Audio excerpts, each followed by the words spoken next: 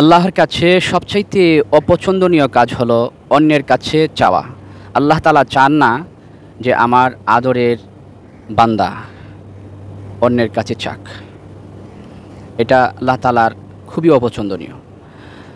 তো একসময় বাদশাহ হারুনুর রশিদের আমলে একজন বাবা আর একজন ছেলে হজ পথে যাচ্ছেন এবং তারা জানেন যে হজের মৌসুমে বাদশাহ হারুনুর রশিদ খুব বেশি দান করে থাকেন।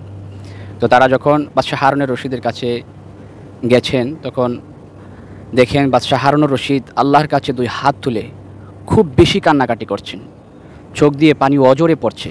তখন বাবা বলছে, হে সন্তান, আমরা যার কাছে আসছি সেই তো অন্য একজনের কাছে হাত পাচ্ছে, অন্য একজনের কাছে কান্নাকাটি করছে, তো আমরা কেন ওর কাছে চাইবো? ও তো অনেক গরিব।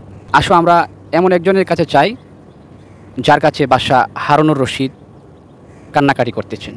আসুন আমরা যখন অসহায় হয়ে পড়ে যাব তখন আমরা আল্লাহর কাছে হাত তুলি, কারণ আল্লাহ তাআলা আমাদের রিজিক যে কোথা থেকে নিয়ে আসবেন আপনি কল্পনাও করতে পারবেন না। কেননা আল্লাহ রাব্বুল আলামিন যে রিজিকের মালিক।